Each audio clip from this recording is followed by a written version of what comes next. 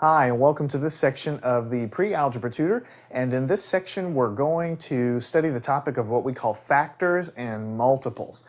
Now, let me tell you right now, there are a lot of topics in pre-algebra that sort of seem disconnected from one another, First, we learn how to add, subtract integers, then we learn how to work with exponents and order of operations, and they might seem like disconnected topics, just like this one on factors and multiples might seem like to be a disconnected topic. But what you're going to find is that they're like a string of beads on a string, and you must learn one before you learn the next one, and before you know it, you'll have a bag of skills so that when you get down the road a little bit to expressions and equations and some of these things that we're going to be doing a little bit later, all of these topics are going to be necessary. So you may not quite see the point of understanding these little individual topics that we have now, but once we get to some of the topics later on, you'll understand why it's so important.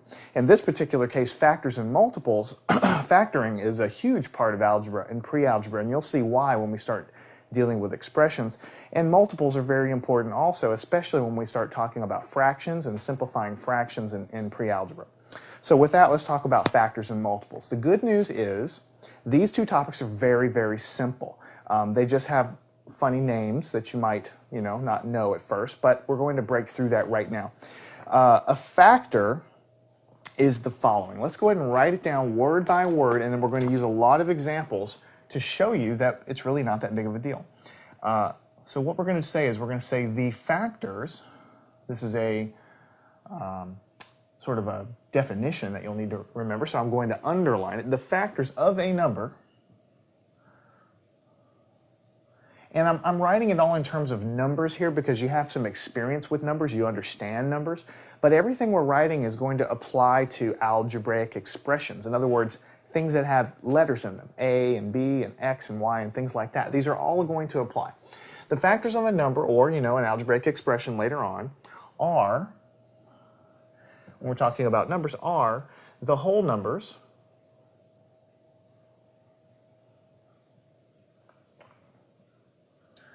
that we can multiply together to get that number.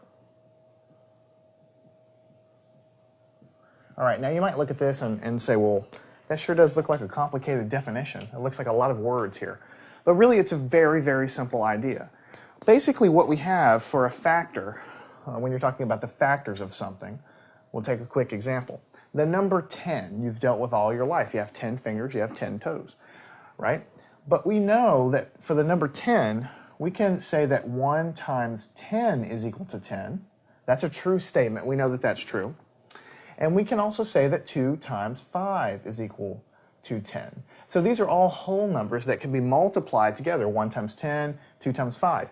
And they can be multiplied together to give you 10.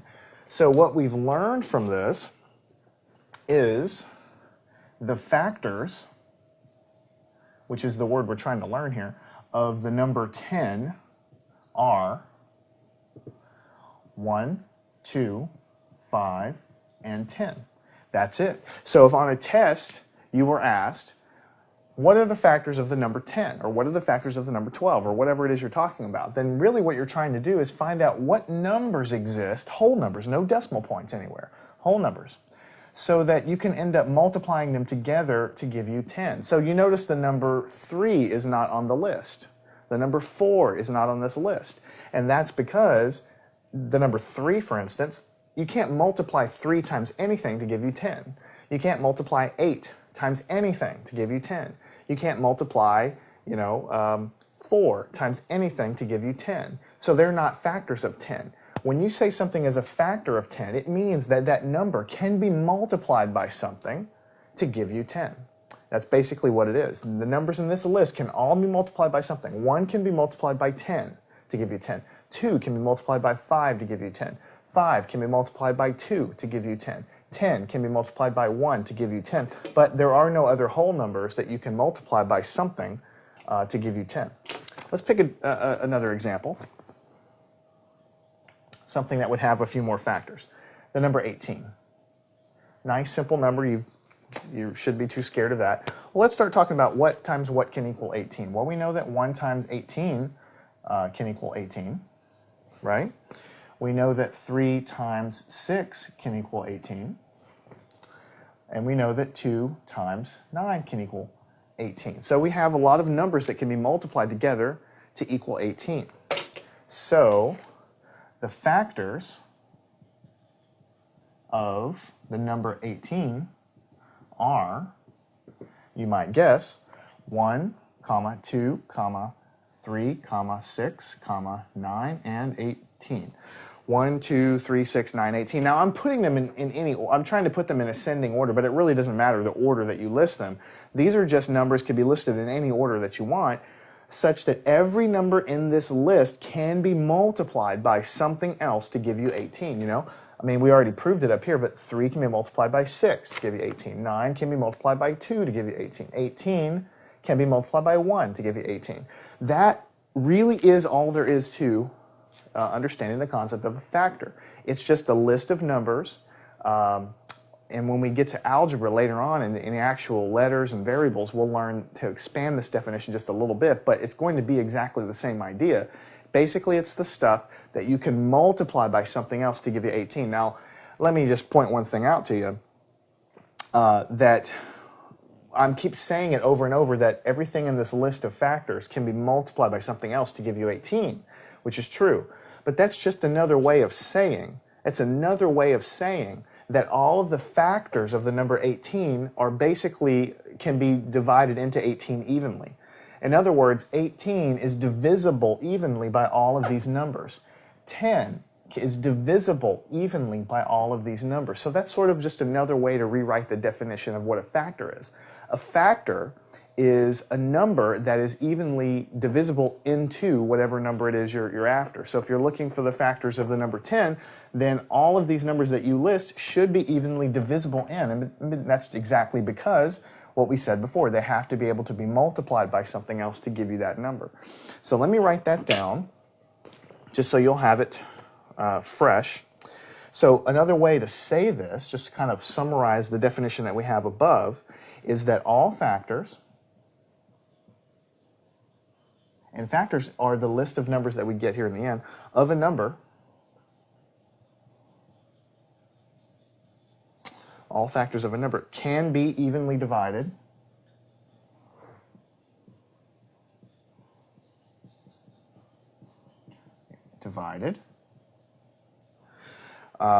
into that number. And just to be absolutely clear, I'm going to put with no, this means with no remainder. And no remainder just means that there's nothing left over, so it divides evenly. So you might look at this and say it a different way. What are the factors of 18? Well, all you need to do is pick numbers that can be divided into 18. 18 can be divisible by 2 with no remainder. 18 can be divisible by 9 with no remainder. 18 can be divisible by 6 with no remainder. It's exactly the same definition. There's nothing different here. We're just saying it in a different way. And so just to absolutely, hone it home, we'll just go ahead and say, going back up to our previous example with the number 10, for instance, 4 isn't a factor. And why is 4 not a factor? 4 is not a factor because 4 is not, cannot be divided into 10 evenly. In other words, 4 can't be multiplied by anything to give you 10. It's the same way of saying that. 6 is not a factor. Same thing. 6 cannot be divided into 10 evenly. It can be divided into 12 evenly. It cannot be divided into 10 evenly. So if you go down to 18, 7 is not a factor. Because 7 cannot be divided into 18. You can divide 7 into 14, but you can't divide it into 18 evenly. 5 is not a factor because you can't divide it in there. So it's really saying the same thing. I'm just giving you a couple of quick examples. Factors are really, really important. You look at this and you say, well, he's teaching me this stuff about factors and numbers, not really that big of a deal. But trust me here, factoring, extremely important. I'm teaching it here in terms of numbers. But in a few sections, we're going to start talking about algebraic expressions, which are just, have numbers and letters in them. And frequently you're going to have to factor an expression, which just means doing what we're doing here, but it's going to be a little different because we're going to have some letters involved. But the principle will be the same. See, knowing that a factor can be divided evenly into the number and that's a definition, extremely important. So remember that. We're going to do some more problems here in a minute. Now I want to switch gears to the other topic in this section called multiples. Multiples are, very, very important also. A lot of times dealing with fractions, finding common denominators, things like that. Well, let me ask you one thing. What do you think of when I tell you something's a multiple of something? What is a multiple of 2, for instance? A multiple of 2 would be 4, or a multiple of 2 could be 6. In other words, it's when you take the number that you're looking at and you multiply it by a whole number. So let's go ahead and write a definition and show you what I'm talking about rather than talk about it. The definition, a multiple of a number is when you multiply, and I'm putting multiply in quotes because it's called a multiple. The reason it's called a multiple is because you multiply. That's why it's named that. When you multiply this number by any whole number.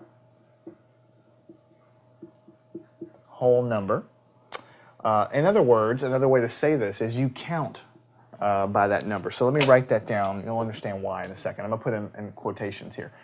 You count by that number. All of you learned a long time ago, how do you count by 2s? 2, 4, 6, 8, 10, 12, 14, 16, right? You're doing multiples. That's what multiples are, is when you start counting by the number, the base number that you have. How do you count by 3s? 3, 6, 9, 12, 15. You're basically adding one more multiple each time you get the different number. How do you count by 4s? 4, 8, 12, and you go on and on and on. You keep adding on that number. How do you count by 5s? 5, 10, 15, 20. Each time you get a new multiple, you're just adding 5 more. That's all a multiple is, because each time you're multiplying it by a whole number. Let me show you exactly what I'm talking about here with something that you understand. So, the number 2. If you want to find the multiples of the number 2, then, let's just talk about it. Let's count by 2s. Let's find the multiples. The multiples are equal to counting by 2s. So let's start at 0. You always start at 0. 0, 2, 4, 6, 8, 10, 12. So you already know how to count by 2s. You just didn't really know that it was called multiples necessarily. Why is it called multiples? Because the first number in this list is 2 times 0. The second number in this list is 2 times 1. The third number in the list is 2 times 2. 2 times 3. 2 times 4. 2 times 5. 2 times 6. So what am I doing here, you might say? Well, here, the base number that I'm counting by, or that I'm trying to find the multiple of, is the first number here. It's always 2. But each time I find the next number in the sequence, I'm just multiplying it by a whole number. So here I'm multiplying by 0. Here I'm multiplying by 1. Here I'm multiplying by 2. I'm multiplying by 3. I'm multiplying by 4. I'm multiplying by 5. I'm multiplying by 6. Multiply, multiply, multiply. That is why you're getting multiples. So sometimes people confuse factor and multiple because they're taught generally at the same time. Multiple, you need to think of multiplication. Okay? Getting a list of numbers, they get bigger and bigger and bigger because each time you're just multiplying the base number by a bigger and bigger number, 2, 3, 4, 5, 6. So you can get a large, infinitely large set of multiples, whereas factoring is completely different. You're going to get a single list of numbers that are factors of a number, but when you get the multiples, you can go on and on and on, getting as many multiples as you want, because all you're doing is taking the base number and getting more and more numbers in the sequence by multiplying by a whole number. So that's what the definition means. A multiple of a number, this number, is when you multiply this number, this guy, by any whole number. It's kind of a hard to read definition, but basically you take the base number you multiply it by something, and then you're getting a new multiple.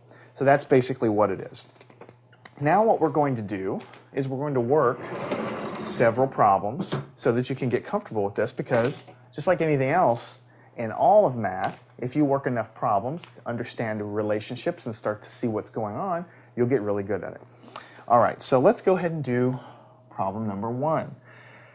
Let's go ahead and find the factors. So I'm going to write the word factor. The factors of the number 9. Let's say, how do you find the factors of the number 9? Well, there's a lot of different ways to do it, but in the beginning here, probably the easiest way to do it is just try to figure out what numbers can be multiplied together to give you a 9. Well, right off the bat, you've got 1 times 9 is equal to 9. And you've also got 3 times 3 is equal to 9. So I don't believe there's any other numbers you can multiply together to give you a 9. Yeah, you could say, here you have 1 times 9. You could flip it around and say 9 times 1. But in the end, it's going to give you the same answer. So the factors that we get are going to be these numbers, 1, 3, and 9. These are the factors of this number. In other words, another way to look at this is these are the only 3 numbers that can be divided into 9 evenly with nothing left over. If you pick another number, 4, 9 divided by 4 doesn't go evenly. Pick another number, 6. 9 divided by 6 doesn't go evenly. So you can do this either way you want. You can try to list everything that can multiply together, or you can just go in your head and start thinking of numbers and see if they divide evenly into your parent number. And if they do, you write them down. All right, so that's it for number 9. Let's look at the number 8. What can be multiplied together to give you 8? Well, you always are going to have 1 times 8. You're going to have 2 times 4. These are both going to be 8. Right? And that's about it. I don't think there's anything else that can really do that, that can really be multiplied together to give you 8. Again, you can flip it around and say 4 times 2, but that's not really going to help you. So the factors in this case are 1, 2, 4, and 8. 1, 2, 4, and 8. Again, if you flipped one of these around to say 8 times 1, you would end up listing those numbers as being factors, and so they wouldn't really add to your list. So there's no reason to start listing, 4 times 2 and 8 times 1, because they're going to give you the same exact numbers. So there's really no reason to start flipping things around. You're just trying to find unique numbers. Next number, 7. What can be multiplied together to give you 7? Well, I think there's only one number, or 2 numbers here, that can be multiplied together to give you 7, and that's it, 1 and 7. There's nothing else. So the factors are 1 and 7. Those are the 2 numbers that can be divided evenly into the number 7. What else? Number 4. Let's look at the number 6. What can be multiplied together to give you 6? Well, you have 1 times 6 is equal to 6, and you have 3 times 2 is equal to 6. But there's nothing else. I mean, you could do 2 times 3, but that's not going to really add to your answer. So the factors are 1, 2, 3, and 6. 1, 2, 3, and 6. It's a pretty bulletproof process once you get into it. 3. What about number 3? What can be multiplied together to give you 3? Well, you have 1 times 3 is equal to 3, but there's nothing else. I mean, you can't take anything else and multiply it together to give you 3. So the factors are 1 and 3, and that's it. Let's do something interesting. They might try to trick you in the book and say, well, what about the number 1? What are the factors of number 1? But just take it one step at a time. You realize the only thing you can multiply together to give you 1 is 1. 1 times 1 is 1. So the only factors you have is the number 1. The number 1 is the only number that can be divided into number 1 to give you the answer. So not really a trick question. It's just different. What about 15? Well, you have 1 times 15. You have 3 times 5 is equal to 15. Again, you have 5 times 3, but those are the same numbers. That's not going to help you. So the only factors you have is 1, 3, 5, 15. 1, 3, 5, and 15. All right, let's do another one on this board, and then we'll switch over to the other board. Let's say we have the number 20. Now we start getting into larger numbers. When you get into larger and larger numbers, you're going to have more factors. So let's see, 1 times 20 is equal to 20. We have 4 times 5 is equal to 20. And you have 5 times 4 also, but that's not really going to help you. You also have 2 times 10 is equal to 20. But I don't think there's anything else that you're really going to have. You know, again, you have 10 times 2 and 5 times 4, but those aren't really going to contribute. So the only factors you really have are 1, 2, 4, 5, 10, and 20. 1, 2, 4, 5, 10, and 20, and that's it. And when you think about it, another way to do this problem, if you didn't want to list all of this out, is you could just start with this number and start going through your numbers and see what is divisible that can go evenly in. Well, 1 can go evenly in, 2 can go evenly in, 4 can go evenly in, and so on and so on. But for instance, 8 cannot go evenly in. There's nothing you can't divide 8 into 20 and get anything even. You're going to get a remainder, and so that's the problem. That's what you don't want. Let's do one more and just kind of broaden it a little bit, make it a little bit difficult for our last one. The number 48. Pretty large number. Now I'm going to tell you right now, if you start trying to go through and multiply everything together that can give you 48, there's a chance that you can miss something. So just do your best and take it one step at a time. 1 times 48 is equal to 48. What else? 2 can be divided in here, and it can go 2 times 24 is also equal to 48. What about the number 3? At first, you might not think the number 3 can go into this, but when you think about it, 3 times 16, if you get a pencil and paper out, you'll figure out that that's also equal to 48. 4 can go in. 4 times 12 is 48. That's just from straight up your multiplication tables. And then 5 can't go in, but 6 can go in. 6 times 8 is 48. All right. Now, again, you can flip these around and say 12 times 4, right? Or 8 times 6 or 16 times 3, but those aren't really going to give you any additional numbers for your factors. So the factors of this guy are 1, 2, 3, 4, 6, 8, 12, 16, 24, and 48. 1, 2, 3, 4, 6, 8, 12, 16, 24, and 48. And again, you need to be careful when you start getting into larger numbers because it's easy to miss one of these combinations. You just do the best you can and start marching up and make sure that you have everything there. And so these numbers, every one of them can be divided evenly into this guy, and that's what we call a factor.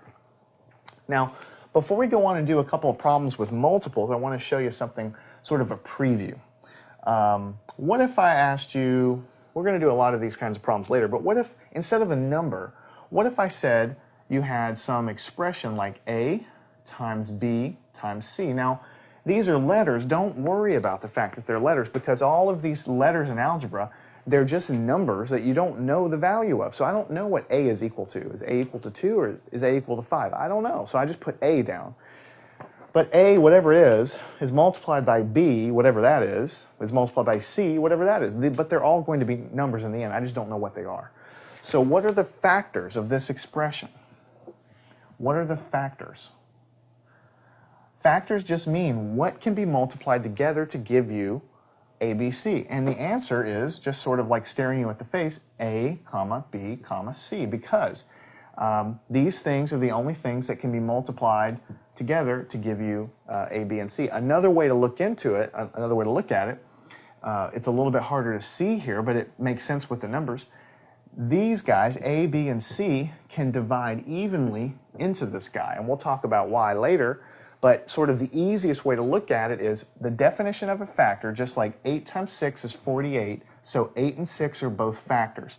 A is multiplied by B is multiplied by C, so by definition all of them have to be factors because they're all able to be multiplied together to give you the final answer. One more really quickly. What about A squared times C? Now we've talked about exponents before in the previous section, so you should know that when you see A squared C, that's just A times C. And I can put my dots in there, that's fine, but I can leave it just like that. This is what the exponent means. A squared is A times A. So when I'm going to write the factors down,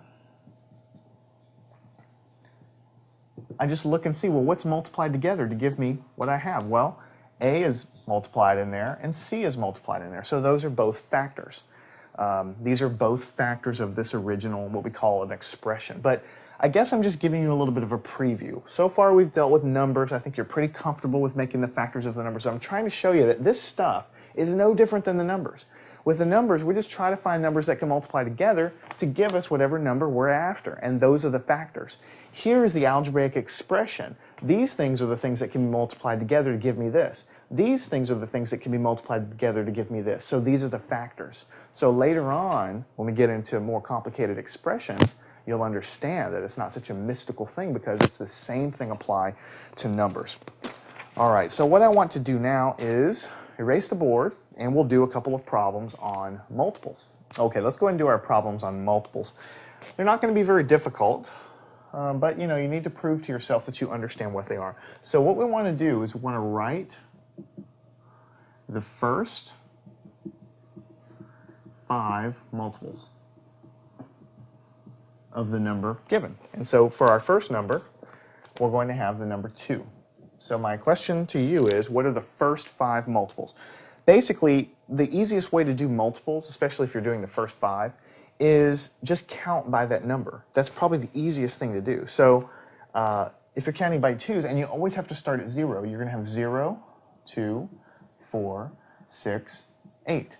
Now stop, because this is the first 5 multiples. This is the first, second, third, fourth, and fifth. And to just absolutely drill it home, this is 2 times 0. This is 2 times 1. This is 2 times 2. This is 2 times 3.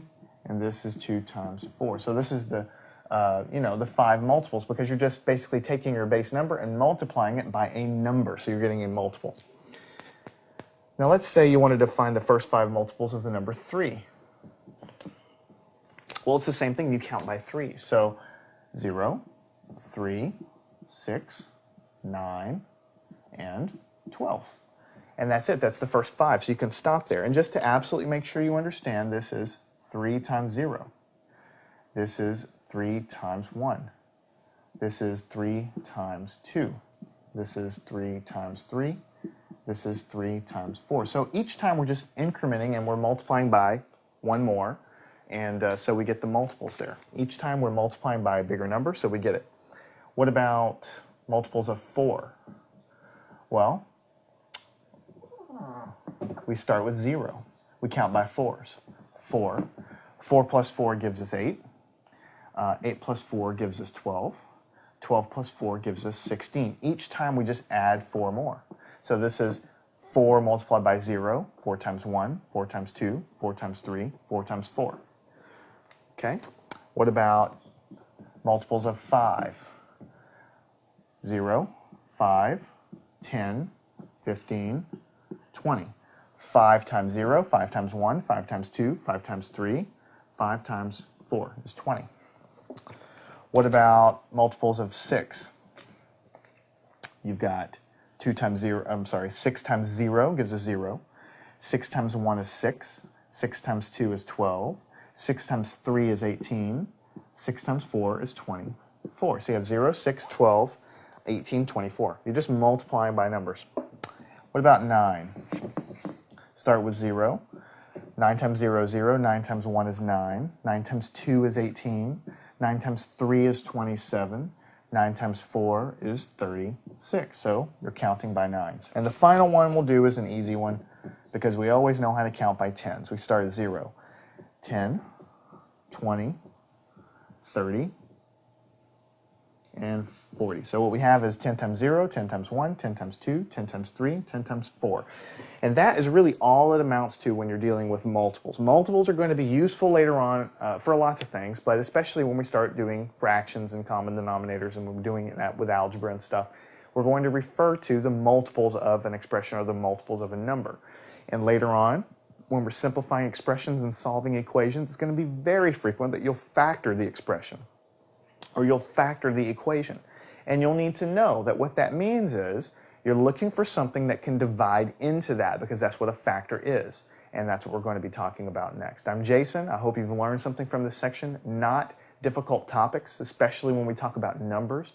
Later on, we'll get into their application with equations and expressions. And I hope that you'll see that it's just an extension of this. And if you understand this, then along with the other topics we'll have, you'll get a great foundation and eliminate some of the uncertainty and fear that comes along with pre-algebra, and hopefully you'll see that it's not such a big deal.